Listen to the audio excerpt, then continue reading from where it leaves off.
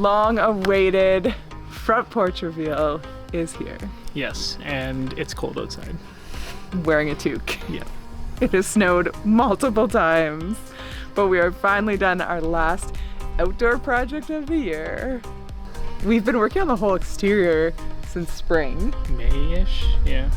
We painted the exterior, painted windows, did a concrete pad, built a pergola, added furniture and lights, built a gas cover, built planters, and finally made some swings. Yeah, I mean, we swung it right out of the park.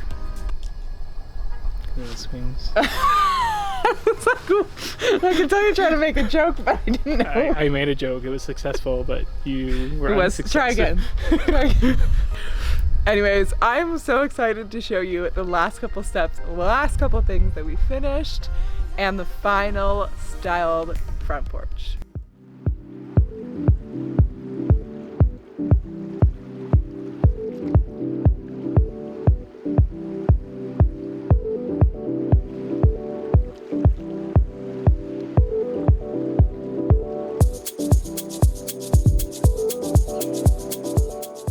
With the concrete pad and pergola complete, we decided to move on to the other side of our entry. We had utilities running into the front of the house here, and Lindy always hated that these were visible, so we had to come up with a solution to cover these. We decided that we'd do a small mulch garden because it's low maintenance and that's what works for us. So we decided to build a frame that would cover the utilities and hide them visually from people coming up to our house. We started by breaking up the ground and removing the grass. Then we added some lawn edging and some geotextile fabric just to prevent weeds from growing up through the mulch.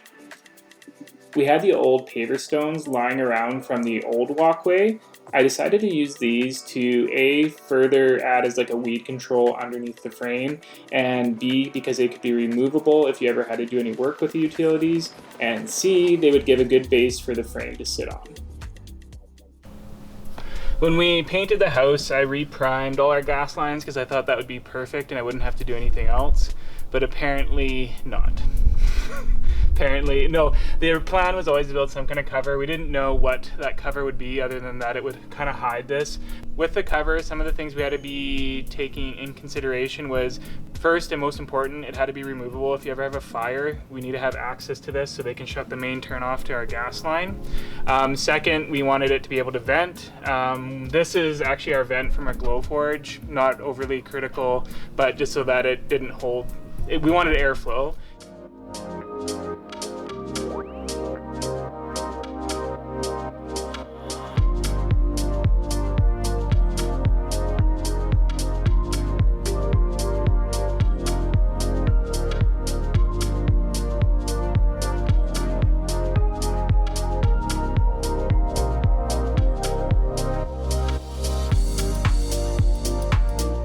With all the prep work in place, we could move on to building the frame.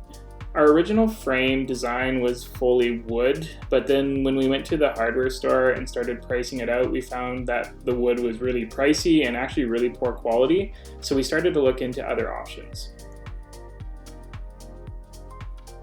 We actually found these privacy panels. They were a plastic composite that we decided would work really well. They were going to be a bit more affordable than the wood, and then they actually ended up making the frame lighter, so it kind of worked out as a bonus that way.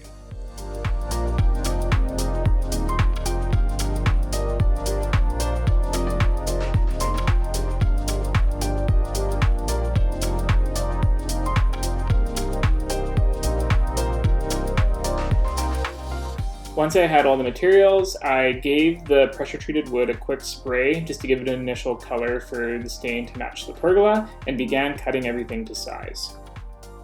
I cut grooves into the frame which allowed the panels to slide into place, and I used glue and screws to attach and secure everything for final assembly.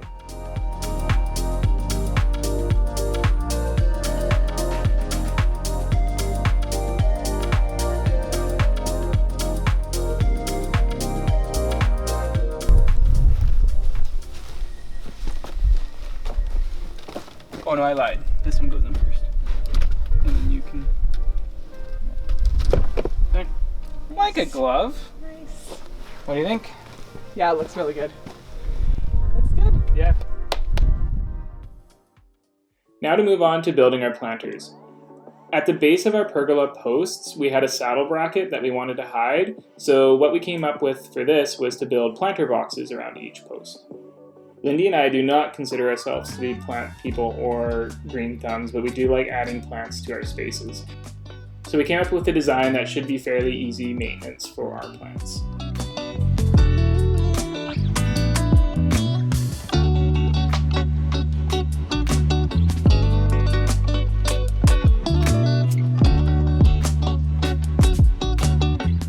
The planter box we decided to go with was a really simple design. We first added a base and then made a frame that wrapped the posts. We didn't want to fill the full planter box with dirt, so we added a floor partway up, which the dirt could sit on, as well as wrap this area with plastic to prevent the dirt from sitting against the pergola post.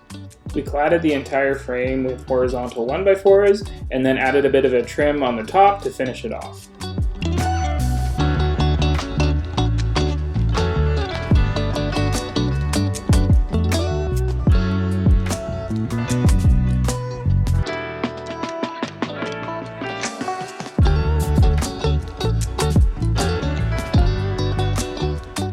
The planters really finished off the space and we're really happy with how they turned out, and now it's time to move on to a couple fun projects.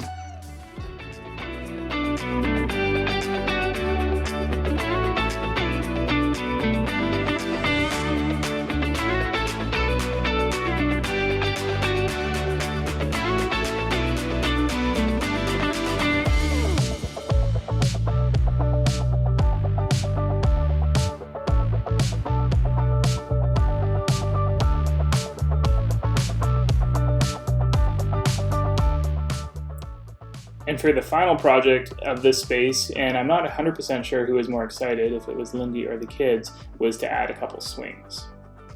We're getting ready to do our swing build. So the bases are super simple. They're just a 2x8 that we cut to the length, the width that we wanted. But then we had to figure out our connection detail. Lindy wanted black rope, which I had a hard time finding in town. We went to the hardware store initially and bought like a bunch of little clasps, but we got white rope, everything, and it came to about $100. And then I remembered we had bought a swing like this at Costco, I think. So then you went on to Amazon? Yeah, I went to look for something because one, I wanted black rope, and two, it was crazy expensive to buy the individual pieces.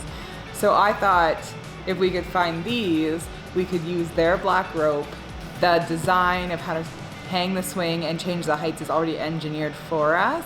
And then we can just sell the actual swing at the bottom. And in the end, it turned out to be the same cost. With better rope. So we'll end up saving money in the end because we can sell the swings at the bottom.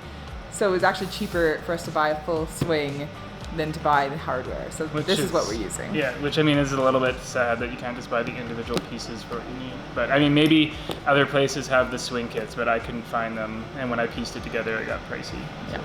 So putting these ones in. Here we go. This was by far the easiest part of this project. For the swings, we used a 2x8 that we cut to length, and we drilled a couple holes to allow for the hardware.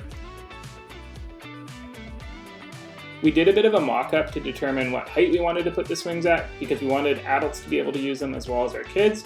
And once we were happy with location and height, we could drill some holes into the top beam of the pergola.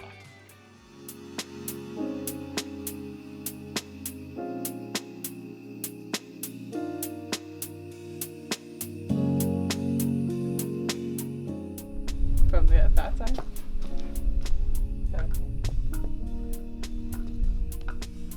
I mean, this is a comfortable height.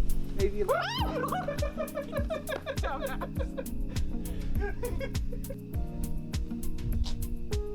that a good height?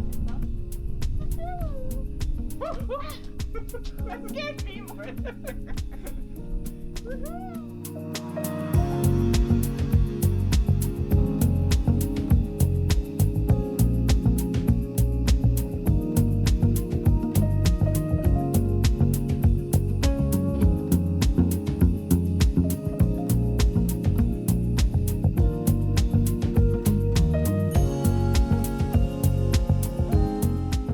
Originally, I was gonna style this space for fall, but since winter's here, We styled it for the holidays. I mean, that's your favorite anyways. It is my favorite. So.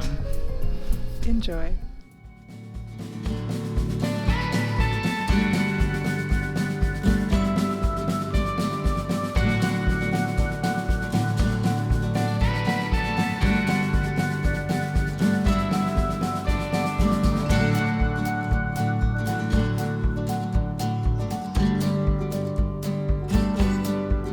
It's hard to believe where we actually started with this space at the beginning of this summer, from the old worn down paint of the brown house to this awesome modern looking new living space that we can use.